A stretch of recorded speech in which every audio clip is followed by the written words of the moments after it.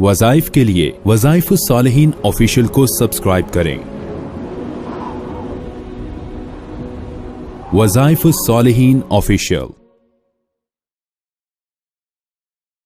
नहमदुहु व नुसल्ली व नुसल्लिमु अला रसूलिहिल करीम अम्मा बअदु फ़अऊज़ु बिल्लाहि मिनश शैतानिर रजीम बिस्मिल्लाहिर रहमानिर रहीम। जमादुस्सानी की चौथी जुमरात का एक ऐसा खास अमल आपको दे रहा हूँ जिस अमल की बदौलत अल्लाह तबारक व तआला आपके कर्ज की खुलासी के असबाब पैदा फरमा देगा। जो लोग मकरूज हैं, जो लोग कर्ज में घिरे हुए हैं और हद दर्जे परेशान हैं और रातों की नींदें उनकी खत्म हो चुकी हैं, अब हर वक्त टेंशन का शिकार हैं कि मकरूज हैं, कर्ज देना है। अब याद रखें, जो आदमी मकरूज होता है और कर्ज उसने देना होता है और वो परेशान होता है तो उस लम्हे जो दुआ करेगा कबूल होगी। क्योंकि आज लोग कर्ज लेकर वापसी का नाम नहीं लेते और भूल जाने की एक्टिंग करते हैं और लोगों का पैसा दबा लेने की एक्टिंग करते हैं और उनकी नीयत में खोट होता है जिसकी वजह से अल्लाह की मदद उनके साथ नहीं होती। और जो आदमी देने की नीयत करता है लेकिन उसके पास होता नहीं है और वो परेशान होता है तो जो दुआ करता है उसकी दुआ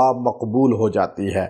तो याद रखें, कर्ज जो है ये शहीद को भी माफ नहीं है। आप अलैहिस्सलाम ने फरमाया शहीद के सारे गुनाह माफ हो जाते हैं लेकिन कर्ज अगर उसने लिया और नहीं दिया तो वो माफ नहीं होगा। तो इसलिए कर्ज की अदायगी के लिए आपने ये जमादुस्सानी की चौथी जुमरात को खास अमल इख्तियार करना है। आप उसके दिन या रात में किसी लम्हे यकसुई के साथ एक जगह बैठ जाएं और अल्लाह तबारक व तआला के नाम को आपने पढ़ना है। या फत्ताह या करीम, ये अल्लाह के दो नाम हैं, या फत्ताह या करीम। आप इन दो नामों को 313 मरतबा पढ़ के दुआ करें। अल्लाह तबारक व तआला आप पर रहम फरमाएगा और आप पर फतूहात करेगा माल की, और आप पे करम फरमाएगा और आपका जो कर्जा है वो पर्दा गैब से अल्लाह उसके असबाब पैदा करना शुरू कर देगा। आपने 313 मरतबा या फत्ताह या करीम, या फत्ताह या करीम